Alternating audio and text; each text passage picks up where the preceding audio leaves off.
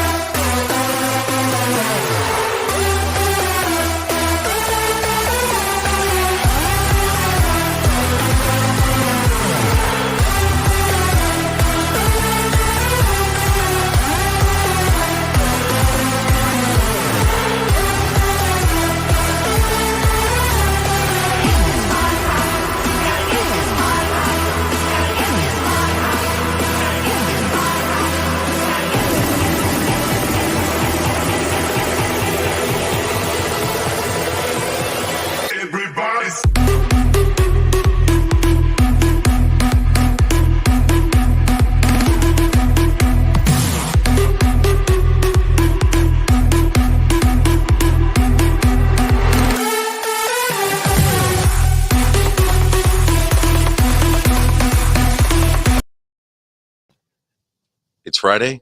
It's a brand new episode of The Side of Chaos. It's Patricio, aka Rocky, and as always, I'm joined by the dude who bought a new game this week, and I've heard less from him, Mr. Salty Aaron. Hey guys, how's it going? How you been, man? I'm doing all right. Been spending the week in a cave, and when I leave, it's to win a comedy competition, and then I go back to the cave. You've been winning this week, bro. I'm so happy for you. Yeah. We laying fire to everything behind me.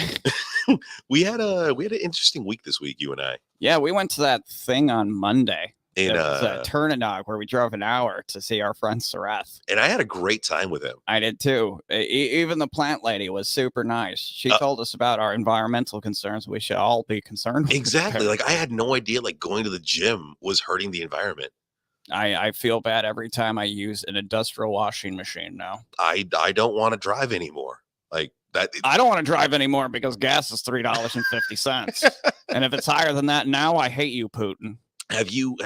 Well, no, we're not. I'm not going to promote them, but dude, we had a great time with Sareth out there in Daytona at Tiernanog, which I would love to go back. So next time you go, please let me know. Probably next Wednesday, or I'll talk to the people and see if we can go for a special thingy. Yeah, just let me know. I'd love to go back there. Root beer.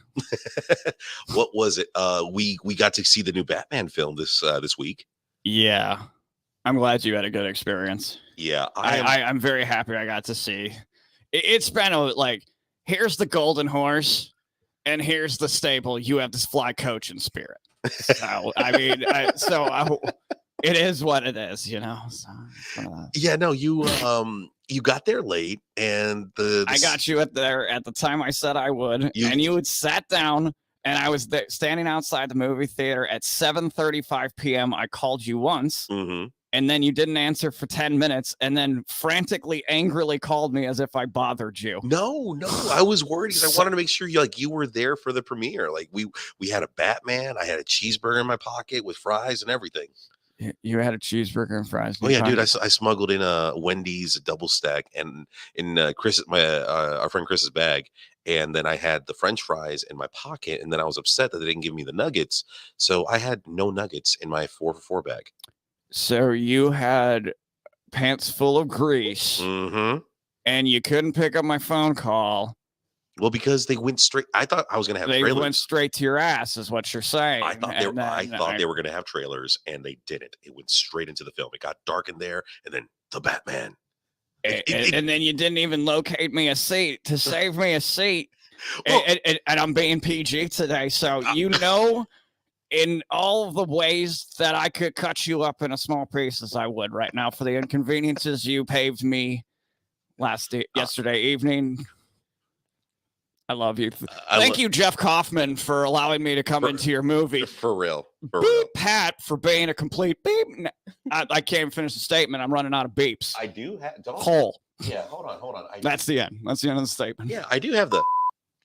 Yeah, all of those things to you, even the ones I'm not supposed to say in front of other people. Yep, that one. Mm-hmm. We have a beeper, so yeah, it's a new soundboard. I'm sorry. What button is that? It's F. It's F. Can you push that board a little closer to me today? Yeah. Perfect. Okay, I just want to make sure. Does that fit with FCC guidelines? Excellent. Okay, we're good. We're good. All right. Yes. All right. But no, shoot, yeah, we had a great time at trivia. I know you were doing your comedy thing, which I won. You won, and I won too, dude. Like against 19 other. No, I'm kidding. 16 other people. 4 of us won. Lots to go to the next one. I mean, that's still a big. It's huge. You beat the odds. Oftentimes I do barely skate by with beating the odds. Yep, I'll get $1 on the $5 scratch off. That is a perfect assessment. What are your plans for this weekend? I have absolutely no clue. I am literally going in blind because I prefer that. This week was way too busy.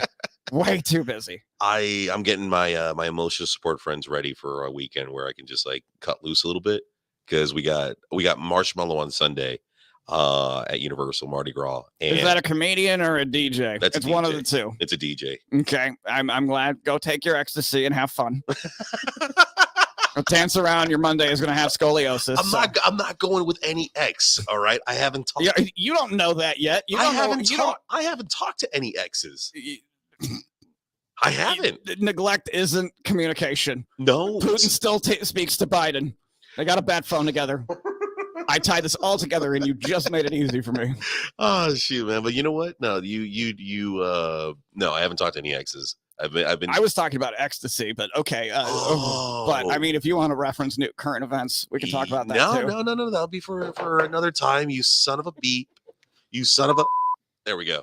Anywho. I just want to know if we could do an SNL skit, and I think we just did. I think we did. We did. Okay, it's for the kids. I'm very proud of you on that one. So, we're going to jump into it today. On today's episode, we're sitting down with a lovely young woman who I was introduced to through our mutual friend Boris about a year ago. Yeah, because she was coming out with a new podcast called "What a Day, Kids," and it focused around the teacher dealing with children who have individual special needs. Mm-hmm. And I think that I don't know how the heck I'm trying to label it so I don't get canceled myself. But ladies and gentlemen, let's give it up for Melissa Winston. Thank you. There's applause. Oh, wow. I can hear it. I feel it in my bones. It's Madison Square Garden right now. Prepare Follows yourself. me wherever I go. It's fine. How you been, Melissa? How's so last time we talked was about a year ago, right, when you were starting your show, and the first show hadn't even aired yet. No. You didn't even know if it was gonna be good, and you're interviewing me. You're like, I don't know about this lady, but okay. I went in blindly because Boris told me to, right, and Boris had never steered me wrong. So I mean, if Boris believed in you, then if that happens again, Pat, I'm gonna hurt you. I'm gonna turn that off right now. And it's off. Excellent. Okay. So from the year that before your shows ever came out till now, like what has happened? I have learned to get used to the sound of my voice, which is a big thing. But you're not to the headphone stage. Well, I do don't worry, when I'm like recording my own podcast. I will wear them so I can make sure that people sound okay. But so take it if anytime you don't have to wear them, right? It's so much better. So for the listeners who don't know you, like tell us what you do. So I teach a self-contained classroom. I have students that are autistic, have Down syndrome, intellectual disabilities. They're with me all day, so they don't really go into the general ed classroom, and they're just really cool. We have a great time. Yeah, so that's what I do during the day. And then Boris helped me start this podcast, What a Day, Kids, which stemmed from, I would like come to I work at the Mills Gallery. And so I would come to the gallery and be like, oh, you'd never guess what so-and-so said today. And it would just be this fun thing. And he'd be like, people should hear this. Like, people should know how cool these kids are and stuff like that. So I was like, oh, okay. So you became a voice for the kids, like pretty much telling their stories. And that's really cool. It's very admirable. I interview other teachers, like speech and language pathologists. I've had Anwar Superstar on. That was cool. Parents. And then my favorite part is I have the students. I interview them. And so they're a part of the podcast because that's super cool. I wanted to make sure that they were included and I wasn't just talking about them. Mm-hmm. Right. That they were a part of our conversation. That's excellent. So, yeah. It was cool because like when I heard the very first episode, and we talked about this right before the show in regards that, I do therapy for anger management. Right. And that's something that like not a lot of people know about me.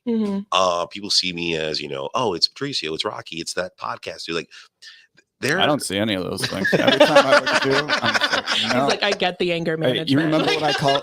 Do you remember what happened to the Nog after you started posing for pictures? Oh God! Yeah, I called him fraud, and I yelled at like George Bush when he threw that shoe. People who humble you, like. Well, your friends keep you from getting too much of a megalomaniac because I'm that guy. But over the years, going through counseling, going through therapy, I found a lot of methods that would help me suppress. That would help me not suppress, but like bring down those levels of anger. Yeah. And I remember on the first episode, you were talking about, I think it was either a breathing exercise or something about like threes. And I used that one day because I'm like, you know what? I'm kind of on the edge right now. Let me do this. And it helped me out. Like to the point like, whoa, holy crap. Melissa's episode got to me. And she knows her stuff. Explain that exercise. So I think that one that you're talking about was the 5, 4, 3, 2, 1. So you take 5 deep breaths, and I've had to teach students like how to actually take deep breaths. And I think I went into that. Our pizza breaths, where you smell your pizza and then blow on it because it's hot. And so that's how you take a deep breath. And so you do 5 of those, and then 4. We just did it this morning. 4 things that you see. 3 things that you want to say thank you for, 2 awesome things about yourself, and then 1 thing that you're excited to do that day. Wow, that's a whole mission statement right off the bat. Congratulations. Those kids got better tracks of their day than I do. And I wake up and I'm like, we start every day. Yeah. That's amazing. That's got to at least take up 30 minutes of class time. And that sounds amazing. It does. Can I have your job now? But I'm sure like that exercise right there helps level out the class. Oh yeah. It starts them off really, and it starts them before we do any work. They're already talking about how great they are, how smart they are, how like wonderful they are. So they're already in a positive mindset. Especially if I'm doing stuff that like, I know is going to be challenging for them. I really like for them to be like, I'm awesome. And then so you got to hype them up. Yeah. For education. Exactly. We need to do that in regular schools. I think we do. No, 100%. There are so many exercises that, like, from what you were saying on the show, and not just the first episode, but multiple episodes that I don't think ever get used in the public school system. Not unless you specifically get enrolled in like a social personal class or social emotional learning class, and that you have to have like a social personal goal on an IEP, which is this whole plan that you have to have. I remember those. Yeah. not as a person, but no. I was a teacher once. Yeah. So. You were. Yeah. 10 years educator. So. That's awesome. Yeah. No, it isn't. No, it isn't. We're here for a reason.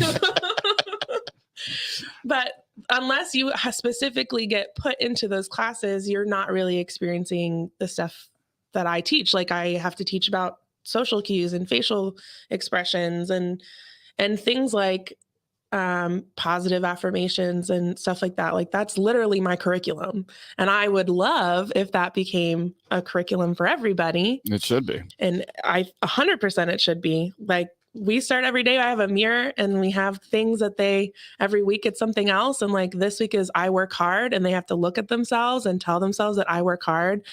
For Valentine's Day, it was like, I am loved. And they had to remind themselves like every day, they're like, I am loved. And you hear that for a whole week. And then I hear them working and they'll be like, I work hard. And then they'll like work and they say it to themselves after like a few days of doing it, or like, I am so smart, I can do this. And they like do it. And it's like, that's when I'm like, my heart's like, Now you just mentioned something that I want to ask you more about facial expression. Yeah. So can you reiterate on that? Give me a little more on that. So one of the things, especially with like neurodivergent students, is it can be really difficult to recognize other people's emotions. And so we really try to like break it down. Okay, somebody's eyebrows are furrowed. What would that mean? How do you think they're feeling? Oh, they look angry. Okay, yeah, because their eyebrows are like this. Or if I show like a sad person, I'm so sad. How do you know that I'm sad? Oh, because their lips out. Like that kind of a thing. I gotcha. So we like really study how people look when they're feeling different emotions so that it's easier for them instead of going, I just know that you're sad because I pick up on your emotions. It's like, I can say, okay, your eyebrows look like this.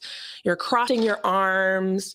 Your tone of voice is getting really loud. You're probably angry, right? Because that's how they have to analyze it. Wow. No, and the reason I asked that is because like growing up, you just kind of pick that up on your own. You're not really like specifically taught that. And, you know, later on, you know, down the road, like, crossing the arms. Oh, they're getting defensive. Mm-hmm. You know, the voice amplifies. Oh, yes, they are getting upset. Mm-hmm. You know, as a child, you don't see that. You don't get that. You don't know why mommy or daddy are doing those actions. You don't know why little Susie, you know, is putting on a pouty face. Right. And holy moly, like I feel like that would revolutionize everything and being able to just pick up people's emotions a lot simpler because, hey, okay, I understand the fundamentals of education, you know, your alphabet, your numbers, I was like phone numbers, but I do teach them my phone numbers too. It's okay. But like being able to dive into like a level of psychology to be broken down on such a, I don't want to say mediocre, but like it gets broken down to the simplest forms. Yeah. And it gives results. Oh yeah.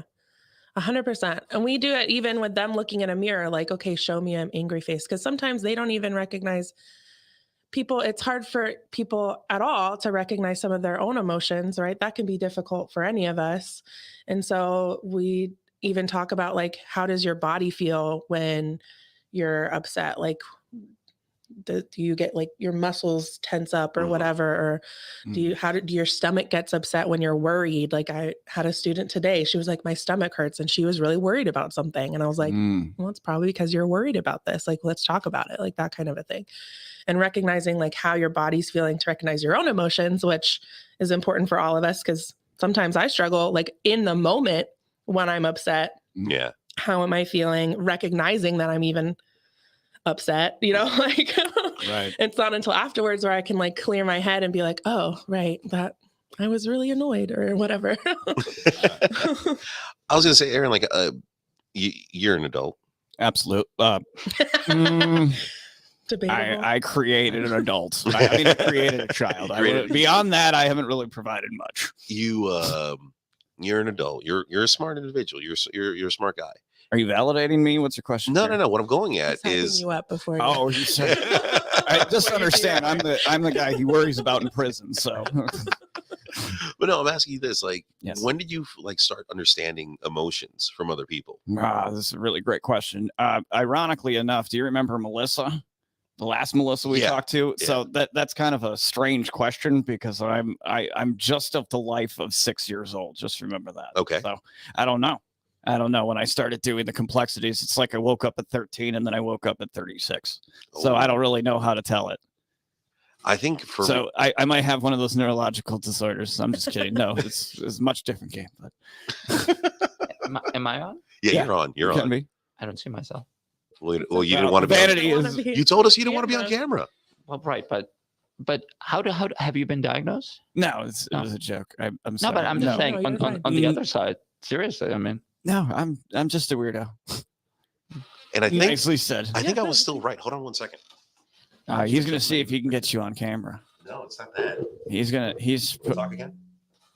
Talk again. No, that's the complete opposite. This is a great inner series. Talk again.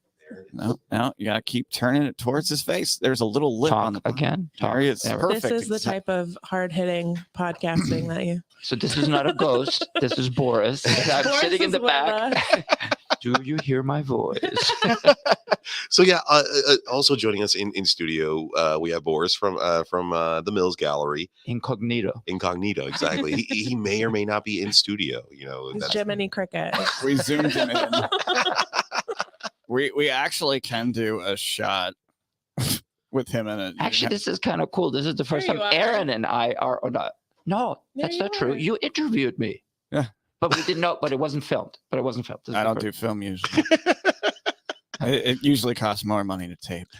So It's a bad joke. Sorry. Because I remember when we first talked, I said I wanted to talk to you after 6 months because Right. I wanted to hear your progression in Right. the podcast community. Now, mind you, someone who's never been in the podcast world now has a freaking gambit. You're making your presence known in the podcast community. I'm trying. How has it been for you? I think what's helped is that I'm doing something very different than a lot of other, like any other Orlando podcast. Yeah. And so it's nice that I don't feel like I'm competing with anybody, Right. if that makes sense.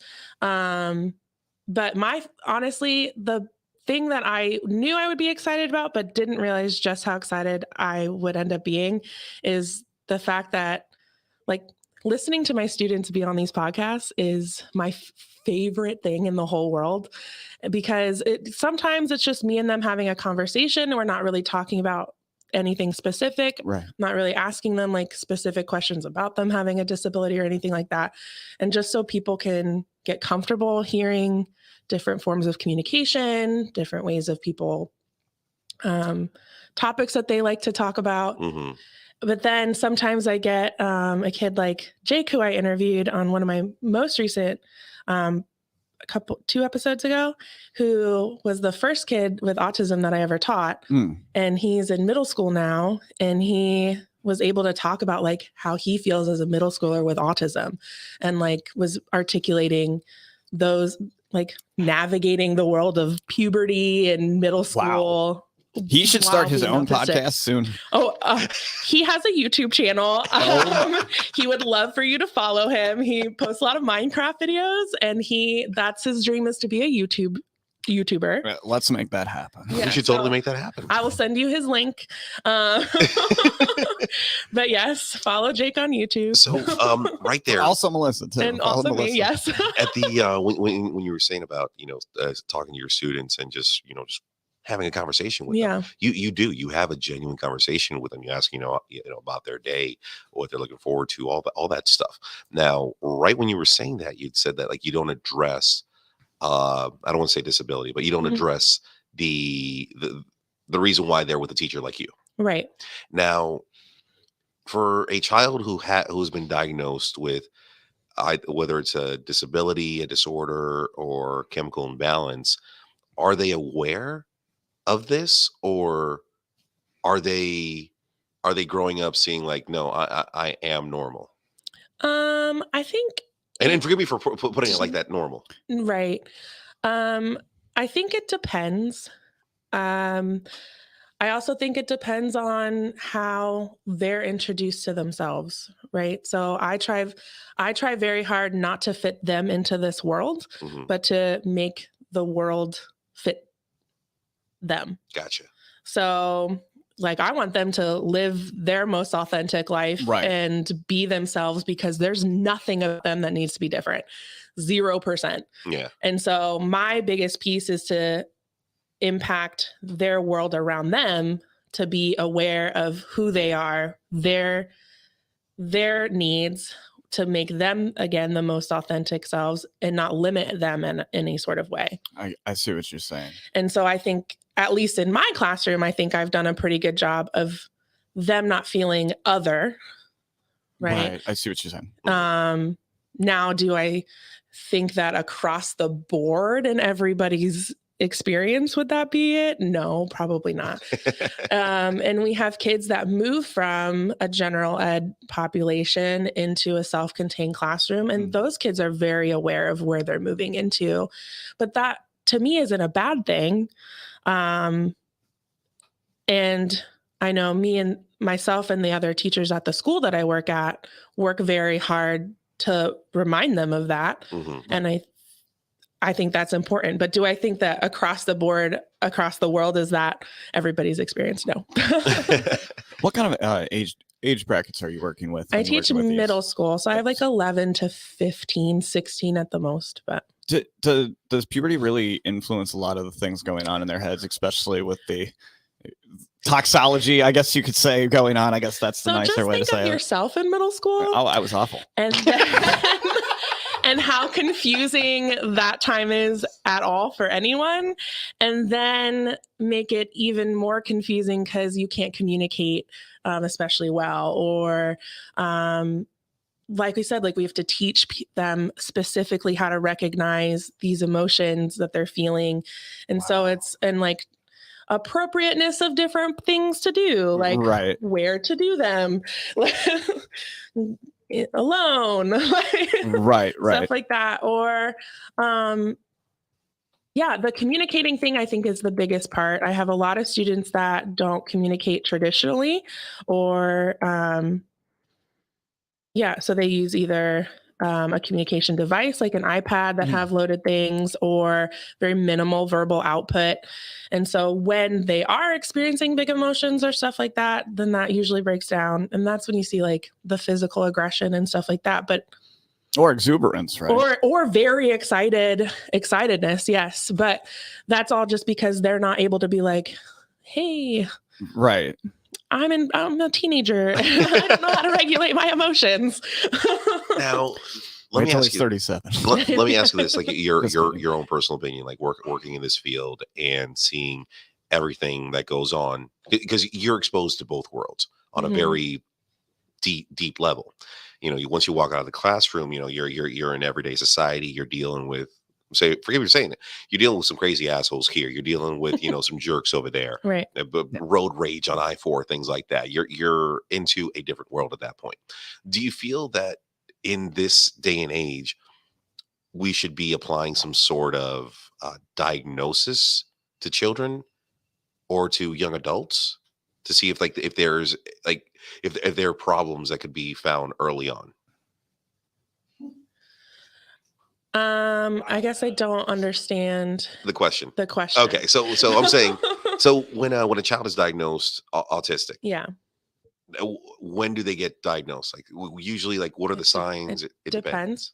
So things that you can notice, like in very young, like toddlers, is like pacing in circles a lot, like hand flapping, lining up toys, like instead of like really playing with them, like they make lines of their toys, stuff like that. So those are things you could look for. I think having a diagnosis feels really nice for people who like to have things in boxes, right? It's the container store of classifications of diseases. It does help in like public school and stuff like that to get services to better help. Like without having a diagnosis, you wouldn't be in my classroom. You wouldn't be receiving certain services, things like that. So I guess like, but do I think that it's completely necessary? No. Okay. Well, no, because what I was asking is, there are a lot of people in this world that they rely on the internet for self-diagnosis. Are you trying to set her up to like a WebMD? No. Spectrum disorders. Wait. On public school children. Where are you going here? What avenue? You'll see where I'm going. Okay. In regards to people doing self-diagnosis on the internet, or actually going to a doctor, to like an expert who knows the mind and knows what to see, and for like giving the label, okay, yes, you fall within the spectrum, you fall within this. Is there a lot of mental health that gets overlooked because we're not applying proper diagnosis or proper mental checks? Yeah, like we have students who are in middle school and are getting evaluated for the first time, and they've clearly been needing services for a lot longer, or would have benefited, and that's where I wanted to would have at. Benefited from having services a lot earlier in their school career. So like people do fall through the cracks. But I think it's a lot. I think it depends on like, well, one, the parents, like again, like having a diagnosis helps us understand and wrap our head around things a little easier. I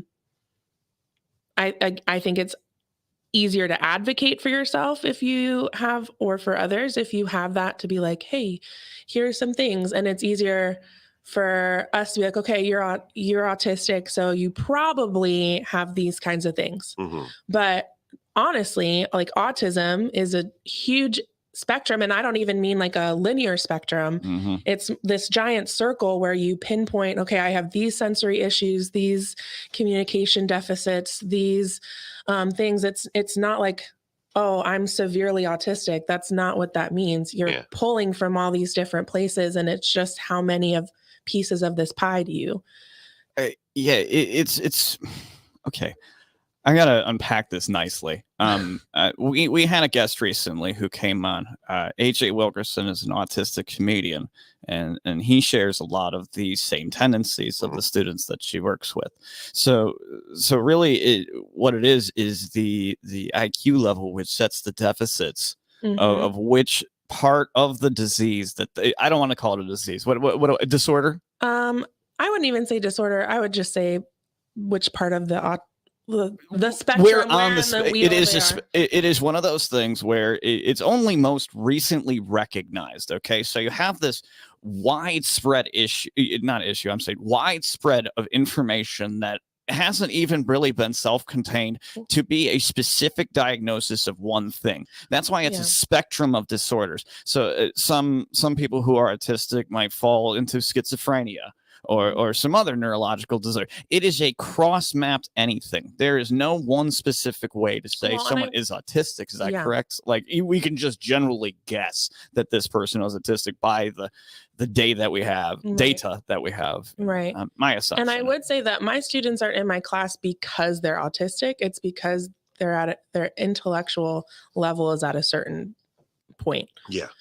So it has nothing to do with the fact that they have autism or they have Down syndrome or they have anything. It's because their intellectual level is under a certain threshold. And requires different levels of attention. Modification of curriculum. Like I can't just send them in and be like, okay, we're going to do civics. Yeah, like everybody. Read chapters 2 and 3 today and then write a report. So I have a general question, actually, since we're right here. Okay, so since we're sitting here, you're in your students. What is the best outcome for your students at the say they're 25 years old?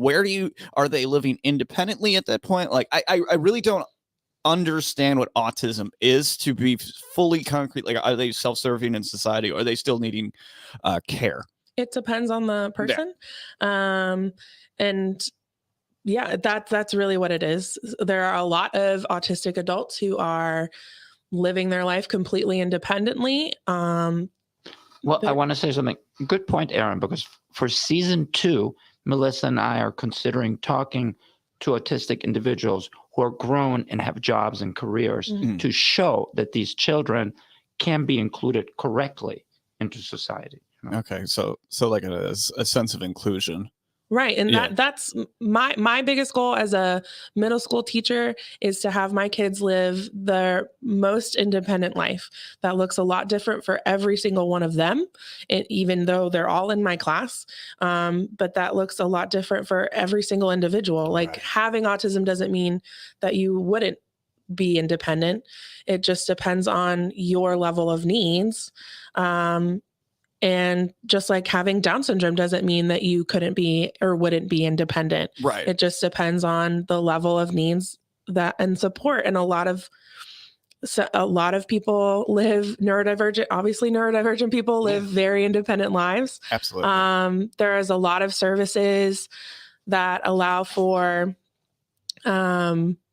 like independent living, where you have like your own apartment, but you have somebody that comes and checks in on you, make sure you're getting groceries, like stuff like that. A lot of parents just their kids live with them and that works for them. Like it just depends on your situation and what's best for you and your family. Like, but that doesn't being neurodivergent, having a disability doesn't limit you necessarily or at all, really. Like, because to me, if I have a kid who lives with his parents, but he goes and picks out his own groceries, like that to me is you're independent. Like you're doing your thing. And even if that's like, okay, I'm going to go and pick out my clothes, like that's being independent. Like that's so. Now, go ahead. No, go ahead. Okay, no, I was gonna say like I was gonna make something silly. I don't want to try and offend or say the incorrect thing. Now, mind you, we're not experts in this field. Right. Don't take anything I say unless it sounds super way too smart for it. Then I probably created it. Well, no, what I was trying to get across is like, yeah, we don't know this field. I've never dealt with this field, experienced it in a sense. Have I met people who have been diagnosed and have been given this label? 100%, yeah. But here's the thing: I ask these questions, and since we do live in an age where everything gets dissected, we all know where we stand with the whole cancel culture and everything like that. But especially when it not only has to deal with children, but also the mental health of children. It's a very eggshelly floor because we don't want to say the wrong thing. But mind you, we are two gentlemen who have no idea. Yeah. I just learned about the spectrum of autism from AJ when I had AJ on. Right. He broke it down for me. And I'm like, I had no idea that there were different levels, that there was different kinds, and like I said, the term spectrum itself. And I'm just taking this time out right now to say thank you for like coming in to tell us about this, like being able to break it down for us, because sorry, we're freaking idiots when it comes to this. Honestly, I think if anybody is coming from a good-hearted place of just trying to understand and just trying to gather information, there's no question that is inappropriate or whatever if that's what you're doing, right? Yeah. And even if you like I go to Disney a lot because I like Disney, and so like if I see families out there, I always try to like go and talk to them and their children.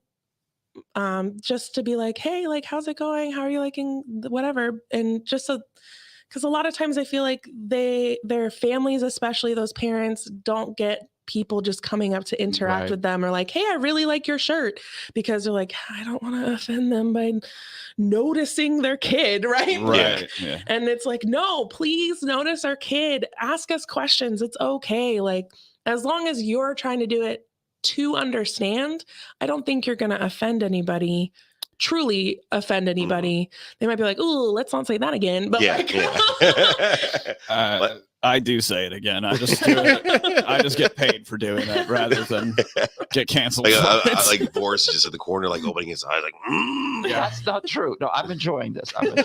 I'm being PG. Like we don't want to offend the Germans. Wonderful. We don't want to offend the Germans. I haven't even said a curse word. You know, you did first. You did when I when I walked away. You swore. I heard you. I looked back. I was like, nope. You just straight up said it, and I was like, wow. Somebody's got to. Well, no, I feel like when it comes to profanity in this day and age, it has a lot to do with the delivery of said word. I mean, you can't just go out and say just the F word. Just say the F word. I mean, and I got a lot of heat from this from a previous relationship where I was told I cursed a lot, and it wasn't like I don't see profanity as a lower class of speaking, or someone who's dumb only uses bad words or anything like that. Nope, I'm over here. You guys got to remember that. I'm right here. I read Chaucer for fun. Let's continue. And no, I just feel like when it comes to profanity itself, the word proper usage of the words bring more delivery, and we bring more emphasis to what's being talked about. Like I can tell you, this was a delicious cake that I just had. All right, but if I really wanted to tell you how I felt about this, this was the best cake I ever had. And we had a kick drum. It was just like that good. By the way, have you guys ever looked into what curse words really mean? What the C word means, what the F word? I mean, there's a whole Wikipedia, but they don't always mean what we think it means. No, I haven't. I still like. Again, I'm just going to be quiet. Nicolas Cage is my god. So, like, if we're where we are, well, I like him too, but not the last movies he's made. All of the movies, all of them. I had a long binge from Deadpool up. He's got one coming out right now with Pablo Pascal. Is this that another the one where he plays direct-to-video? himself? the one where he plays himself. I am excited to see that film because I know it's going to be amazing for Nick Cage to play Nick Well, Cage. wait. If you're such a big fan, did you see the one where he went to this Chuck E. Cheese type place and beat it? Five Nights at Freddy, that's been converted into a Nicolas Cage movie. I think I probably put money in the Kickstarter for it to be made. Okay, but Like $10. What did you think of it? It was fantastic because Nick Cage just needs to be a man by himself Well, I think in a room full of lots of very expensive things that he needs to break him, and we'll love him for it. Yeah. Okay. And then put him in 'cause Frodo. it was based on a video. Five Nights at Freddy is a video game. Oh, you saw it too? I haven't seen the Nicolas Cage movie, no. Don't. But I know should. about It's Five great. Nights at Freddy because of Jake the YouTuber. Oh, you snuck it in. Love it. You're welcome. I like Jake already. Yeah, we gotta have Jake on the show.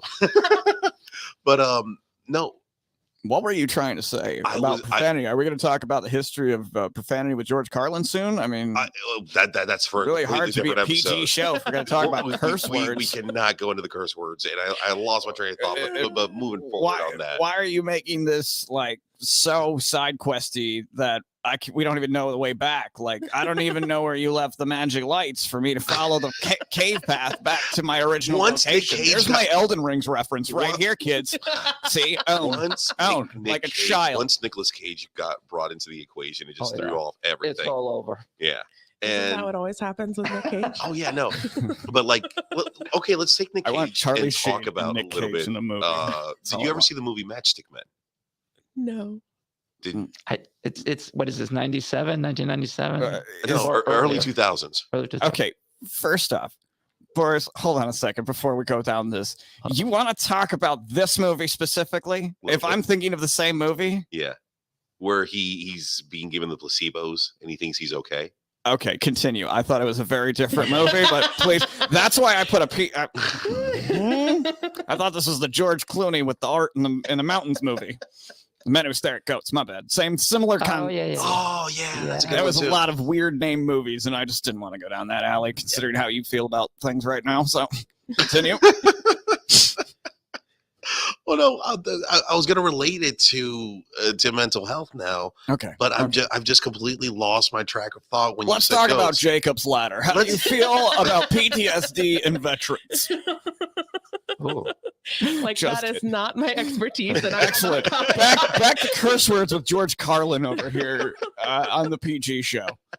Oh my god! Yeah, I'm trying my best to stay PG as much as possible. But okay, so Do look, you see how I'm dancing around you? I Like know. I've Well, been I'm on a actually Disney very cruise. proud of you, Aaron. This is amazing. I was a teacher, so I'm just invoking those skills with a little It bit of is nihilism. amazing how much you can just be like, bloop. Teacher mode. Thank you. so look. I thought it was dead. I walked into a church. I was like, whoa. Sorry. Do you ever feel that what you apply in the classroom gets applied in real life, like outside Like the in my classroom, life? in your life? Yes. 100%. She started our whole thing about her daily affirmation that she does before she goes into her classroom. Mhm. She psychs herself up like Sparta and then psychs the kids up like Sparta. Remember? I will say, working with students where I really spend a lot of my time figuring out, really trying to understand, get to know them in a way that doesn't involve a lot of verbal communication. Right. And then understanding like why certain things are happening, looking past like certain behaviors, right? Like I've been hit and bit and all that stuff, but that doesn't upset me because I know they're letting me know something, Mm-hmm. right? So figuring that out. I usually, no, it's not 100% perfect because nobody's 100% perfect, but I usually am very good, like in my own life now, if something happens or someone comes to me upset or rude or whatever, I'm like, you know what? This has nothing to do with me. Absolutely. And I can usually see like around it and go, oh, well, this waitress was rude to me because I just saw the table right over there yell at her. And then I asked for ranch and she's like, yes, whatever. Like, why is there blue cheese? That's never happened to me, but like.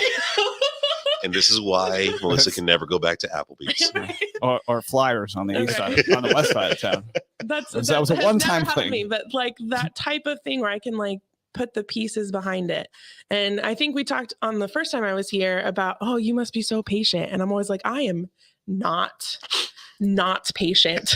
You can ask my husband. I am very much not patient, but I'm very understanding. Mm-hmm. And so I can understand why people are doing things or saying things or doing whatever. Because working in the legal field, when we go to trial and we're talking to people on the bench, deposing them, things like that, we ask specific questions because we're trying to get specific answers. Right. And there are times that you'll be talking to someone and they're just dancing around. They're not giving you the things that you need. And it's happened before in previous relationships where I get triggered and I go into lawyer mode. Now, mind you, I'm not an attorney. Oh, yeah, definitely. But I go into legal mode and I'm like, well, according to what you just said a few moments ago, let me pull back the transcript. You said this, so that must mean this, this, and this. And I get slapped by women easily. And I tend to dissect things a lot because that's what I have to do in the legal field now. Coming from the teacher perspective into like the marriage world. Yes. Like, do you... Yes, my husband is constantly goes, "You're such a teacher," like all the time. And I'll also like say things like, "If no." Well, I'm guessing they're not positive affirmations to start his day. Well, I want to say one thing. Melissa has now gotten to know me fully, completely. I was her teacher about. When I was between 3 years old through 5th grade. And I have to say, my whole demeanor has changed because she has gotten to see how nervous I am, because I have OCD, ADHD, you name all those things. And you are very patient. You keep calming me. You keep bringing me back. You talk to me like a teacher. That's what we're saying, you know. And you have Cole would agree, my husband. Like a calming influence on my life. That's the opposite of the teachers that I grew up with, who were stern English teachers with batons. So that's why I sound like I would. I agree with that. When I came here to the country, I didn't speak English. The teachers couldn't help me. I didn't know how to communicate. But one thing that you were talking about that I like, I feel that in high school we were never taught anything that makes sense, like how to get into a relationship, how to get out of a relationship, how to open a bank account, how to buy, Are you kidding me? I use Pythagorean's theorem almost 3 times a day. Yeah, me too. But this idea about learning how to read people's expressions, because I don't know, Aaron, how it was when you, but I thought when I was telling jokes when I was younger, I was like, oh, just tell them. But I now look at people's faces as I tell jokes, and as I'm in the middle of the joke, and I can say, this is not going to go well. Do you have that ability? Okay, so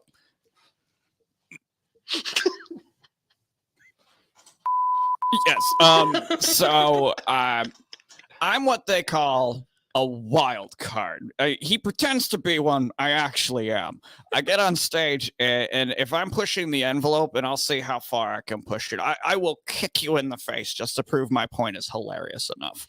and that whatever your social concern is doesn't matter to me anyways, because I wrote this down on a piece of paper. I said it in front of a mirror. I'm going to say it in front of all the people. One of my favorite affirmations. Huh? Yeah. It's your affirmations. Oh, you have no idea. I love going into a room and just making the entire room feel uncomfortable and then have them see the world the way I do. But here's just not right for anybody. But here we are. But that's one little trick that comedians have that not a lot of people do, which is like right before you go up on stage, you're in that crowd or you're backstage and you're reading the room. I do that for the first 5 and then I watch the first bomb. Yeah. But that's like not everyone can read a room. You don't know.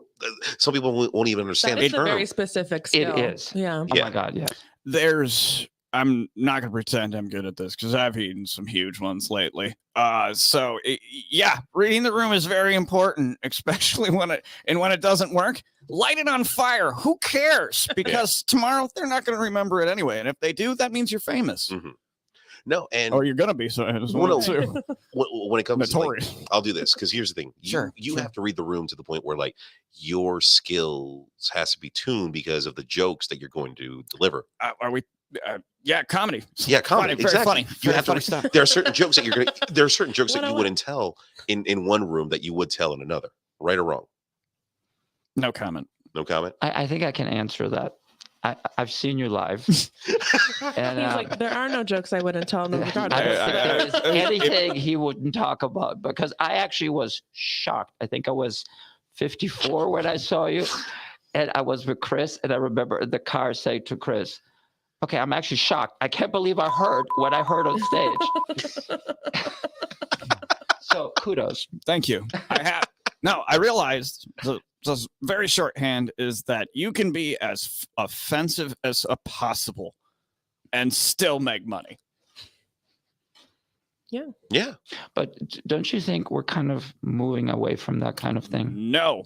The problem is that we're a dying breed of people in a sensitive culture that needs to sometimes get a nice, encouraging words to make sure that the public good still sees what the real thing is, advancing human everything.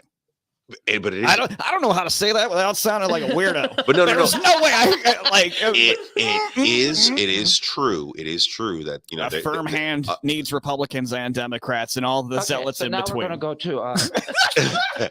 But no, I'm just going to take over now, and because they are a dying breed, because the same jokes that you would hear 15 years ago, you don't hear now, especially on TV as well. The kind of jokes and humor that you would see on TV 15 years ago, you don't see nowadays.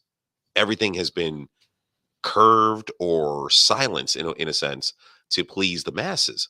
Now, mind you, there are the masses are not pleased. Trust me, the masses are him. But the masses are not me, and that's the problem. That's the problem, is because instead of having a conversation that takes place that's difficult and hard, we go to our rooms, cry about it, and then plan all these kind of things that we don't want to talk, that people talk. That sounded really bad. That sounded let me horrible. I know. No, it is because we sit on our computers instead of engaging in conversations that are difficult and hard to improve the sense of our entire because culture. You have to learn how to have those hard conversations, and that is another skill. That is a skill. I also teach. Okay. Yeah. How does that work? So it's using, a lot of the times having difficult conversations, instead of being like accusatory, right? I'm sure a lot of people have heard this about using I feel statements, right? And I feel a lot. I can tell. But like, instead of being like, you hurt my feelings when you went to the bathroom. I don't know, like whatever. You left me when you left me alone at the restaurant, whatever it was, right? Yeah. It's like, I feel abandoned when I am left by myself.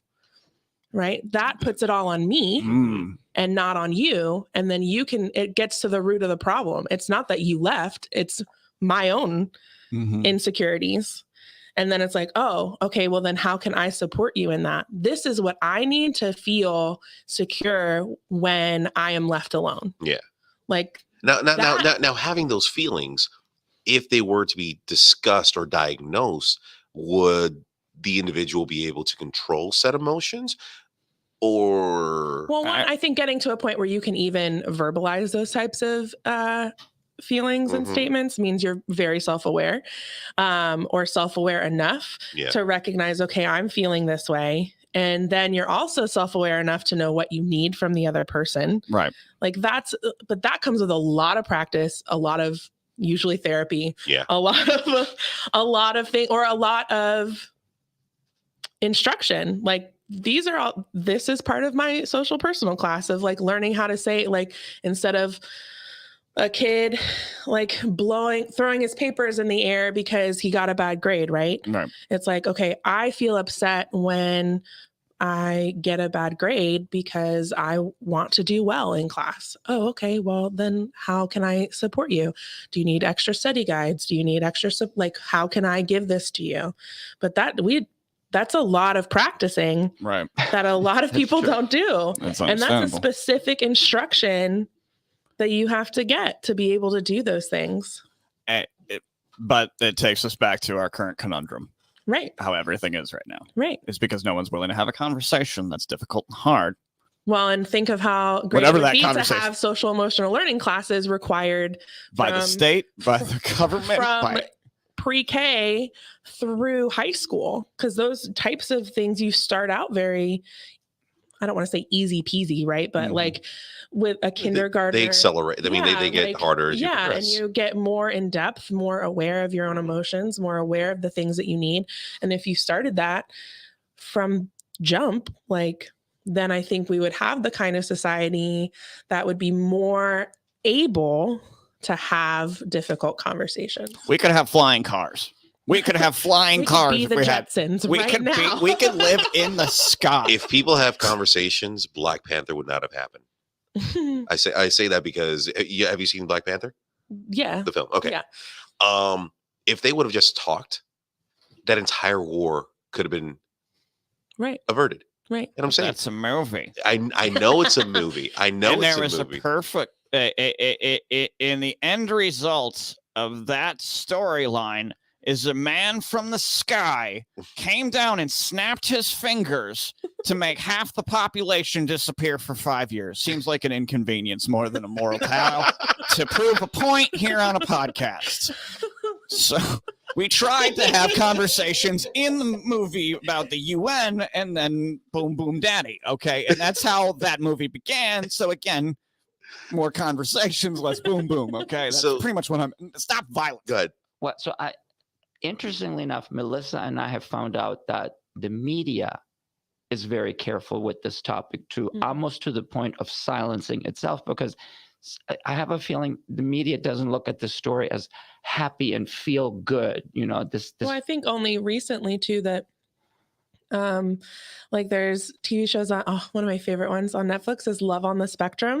I've seen an episode. It's very interesting. Yes, I like it, and it's.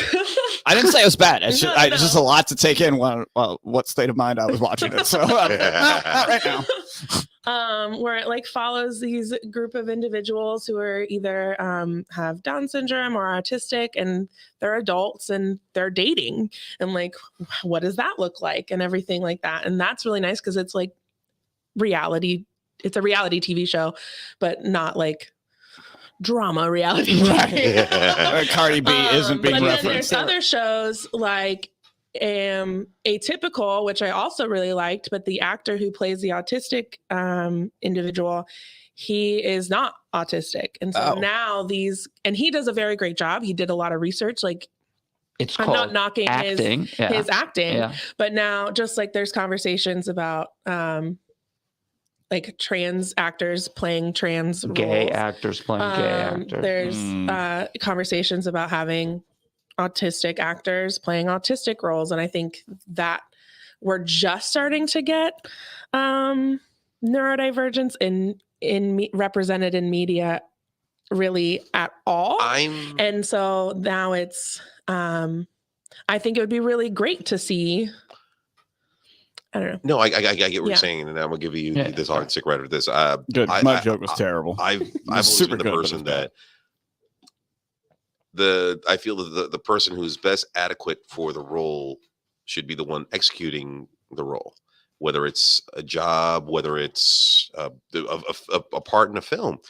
I'm not going to hire a paralegal who doesn't know how to file a proper notice of appearance on a dissolution of marriage case. I think the bigger problem with this is that giving the right opportunities to people who might be a perfect fit for the role that aren't being given those opportunities. The opportunity because right it's there. being overlooked. Like, oh, well, they're autistic, so they can't, or whatever.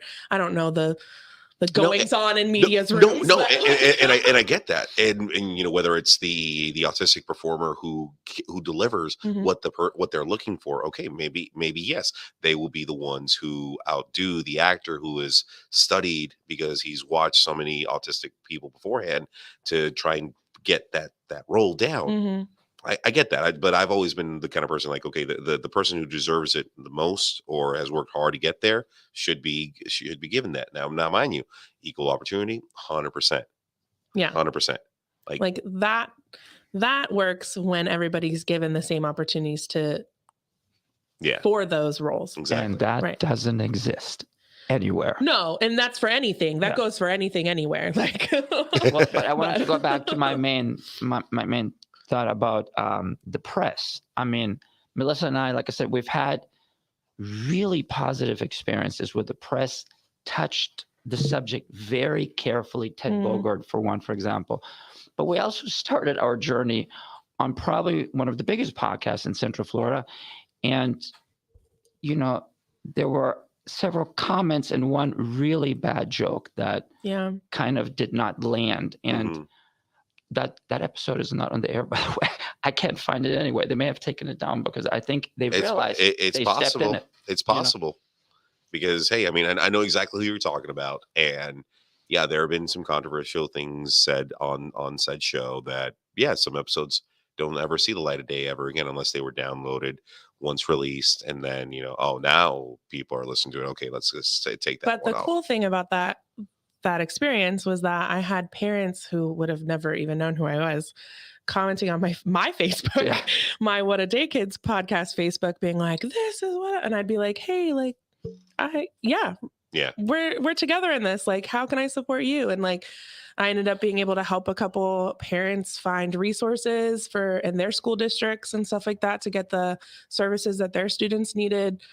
So you started becoming a resource for outside your own I database. So welcome to moving up the fast track. You know what I mean?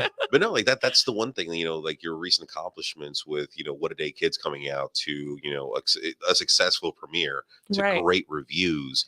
And it not only is crazy to me, but I'm so glad that people it's informative, it's entertaining. And I mean, you learn I learned something from listening to your show, that I apply to my mental health on a daily basis. And go ahead. And beyond that, I mean, you also, like, since we our last interview, you were nominated, or you earned the title of Teacher of the Year of my school. Yeah, Teacher of the Year of my school, which was that's a pretty big freaking deal. Yeah, it is. You know who wished her congratulations? Anna Escamani. Oh, Anna Escamani. And I don't even work in her school district. So. That was incredible. That was insane. I don't even know what to say, especially because, like, in my little classroom world, right, we're kind of our own little pocket of the school.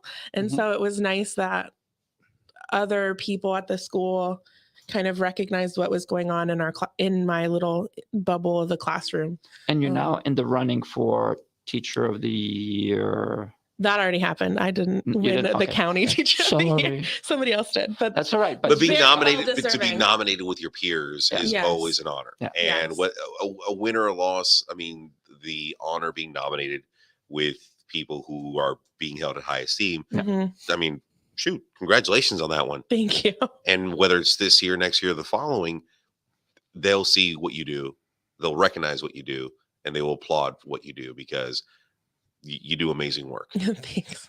And then, so I have a few questions. So I noticed in our interview, you did say that you had an ASMR voice. Do you do ASMR in your show? No. Well, okay. Not purposefully. I've done like a couple mini episodes where I do like a lot of like calming and breathing exercise. And so I will talk like, really, hi friends. Today we're going to breathe. I can't hear it without the headphones. You're doing great. Oh, okay, great. Thank you. And so, but usually it's more like when I'm setting up the soundboard for the podcast and I'm just like, hello.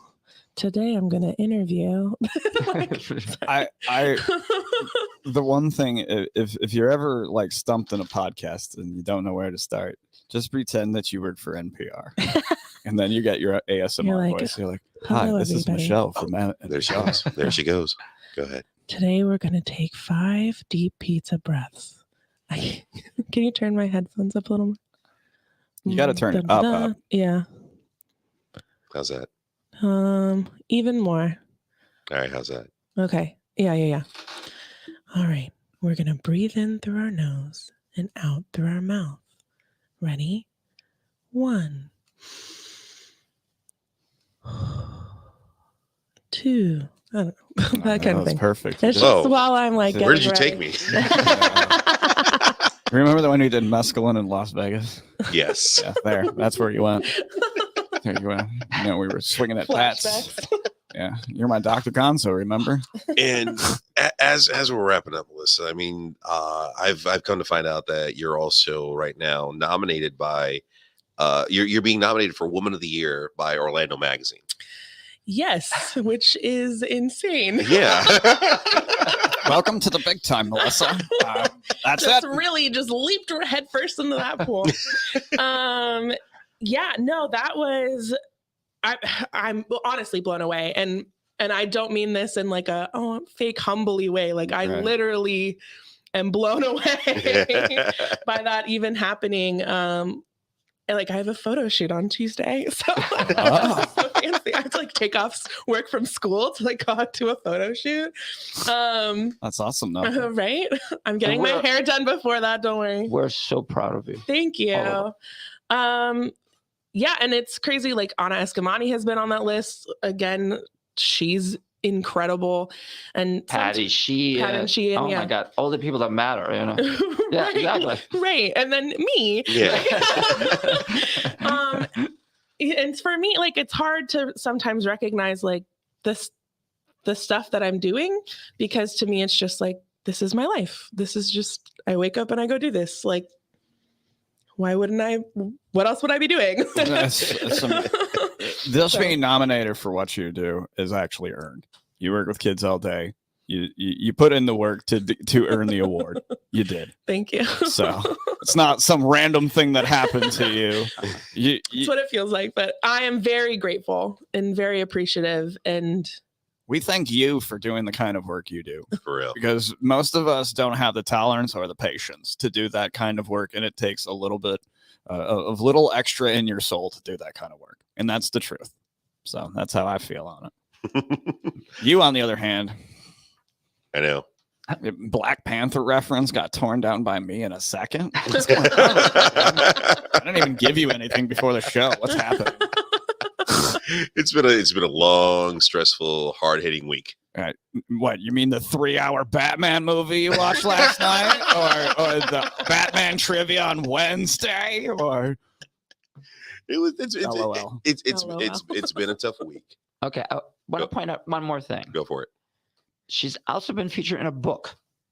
Really? Oh yeah, I have. Yes. So Best Hour. She wrote a book, Unio. It was about creating communities and stuff like that. And she referenced Melissa's intentionally podcast. Creating community. That's awesome. I mean, fantastic. A podcast nominated for Woman of the Year, winning Teacher of the Year. So, I mean, a lot has happened in the last 6 months, you know. Keep on doing what you here for the ride. But no, Melissa, thank you so much for coming in and thanks for having me again. Touching base with us again on a subject that gets overlooked and doesn't get the attention that it truly, truly deserves. Because, we'll shine some light on mental health here and there on different spectrums. It's just me speaking mostly. But no, today you brought us into a world that gets overlooked because sometimes there are very few parents in this world that have that going on in their lives. There are the struggles that other parents deal with on a daily basis, but with what you do, you make it easier for not only the children themselves, but for the parents as well. And you're helping create productive individuals that are one day be producing and bringing something to this world. So thank you so much for what you do, Melissa. You're welcome. Follow up now that you're a big person, you know what I mean? You're a big famous person. You got to get a Twitter now. Yeah. That's the big thing. Oh, okay. She is on Twitter. Well, I have a Twitter account. Whether or not I use it very often is another thing. Just don't ask anybody about Bitcoin and you'll be fine. Because they're not in your best interest. Let me take notes. So don't buy from 7-Eleven. I finally got something back. Oh man. So anything you want to plug, go ahead. The floor is yours.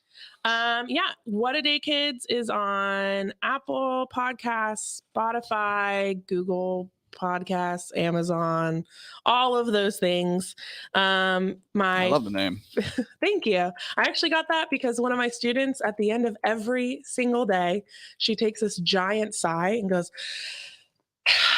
what a day, kids. I was like, that has to be the name of my podcast. Remember, Melissa? What do you want to share? What our original title was? Can you use the my kids say? That's what was or my students say. Oh, that's right. I remember you guys mentioning that. Like, you know, my kids say. I love that. I try to produce these but I like What a Day Kids better. Oh, so. right. No, and the thing about producing a show with Chris Fio, where he listened, and a show with Melissa, that is, you're very logical with my ideas. You know, you've had great ideas in the past, but this just doesn't apply to my show. And that's when I realized like she's that. an independent agent. Oh my God. Yes. Yeah. What a Day Kids is way better, for sure. I think that if you were trying to get parents to listen to a podcast that gets broadcast on a little fancy TV, SHIT, kids say, my 6-year-old knows what all the words George Carlin says. So, and he sings it like it's a joke. And it really changed from just sharing like funny anecdotal things that my students do say to being a more helpful, almost like a advocative podcast. So I think that's really when it was like, okay, I'm not just gonna sit here and like read a Twitter feed of things that my kids say. But well, you could, and that could be your separate account. That's your burner account. That's my spam account. Send $5 Bitcoin here. And there you go. I mean, that's where the nominations come from. That's where the wins come from. That's where the mentions come from, because you're, like I said, you're giving something to the world that not everyone can. And check out her podcast, What a Day Kids, available on iTunes, Spotify, Spreaker, all over the place. You type in Melissa Winston on Google, you're going to see all the beautiful pictures and all the great links to all her amazing content. And Patricia, Melissa and I, because of our experiences, we thank you for giving her a positive chance to explain what she does. You know? No, but my pleasure. Every time that we've met and just talked, I just love it. And sometimes the mics are on, sometimes they're not. Yeah. When the mics are off, it's more like. Don't give my secrets away. I haven't said one bad word this whole show. It's amazing. And I have Red Bull and other stuff. Boris, is there anything that you want to plug? Any big events coming up at the Mills? Yes, there's this amazing podcast called What a Day Kids, which can be heard anywhere in the world. Just type in What a Day Kids podcast and you will find it on all of those things. But am I also promoting something? Well, you have a big article. Oh, that's right. That came out about tenor and toneless. Yeah, so I have, remember, tenor and toneless. So I just had the best reviews in my life for tenor and toneless. It's been published in Orlando Arts. Winter Park Magazine is going to write another article about tenor and toneless, and the Orlando Medical Journal is going to write about tenor. You're going to be the medical journal? Yes. Which I was telling her is, what the hell is this? I don't get it, but I'm grateful. And what I think it is that I think Borma, which is my production company, Marla and I have tried to come up with ideas, honestly, that you would like, because I'm trying to find an audience that is young and that is daring and that is different and that wants to learn about things that I don't think regular podcasts are bringing in. Does that make sense? I feel you. Yeah. I get you. I think we are. We're looking through our guest list recently of our rundown of guests. I say we have the most diverse group of guests in Orlando. Oh yeah, no, 100%. And I mean that. Yeah, actually. Well, it wouldn't be chaotic if you weren't. So. No, it wouldn't. Next episode, you're going to hear me burn something down. I'm going to burn down something he loves. No, yeah, actually, next week we're sitting down with Allison Chase. I guess I won't be burning something. No, you could. She likes chaos. You could burn stuff down with her. She is a local cosplayer. She'll bring her later. That her creations are out of this world. We've talked about her multiple times on the show, whether it's Cat Bus or the Power Loader or the Snowball figure from Rick and Morty. Her creations, literally just like from a piece of paper to bringing it to life, is insane. And the process that she does all by herself, and the troubles that she goes through once executed at these conventions. Oh yeah, because there's a dark world of cosplay that not a lot of people hear about. Right. And we're going to talk about that next week with Allison Chase. But Aaron, anything you want to plug?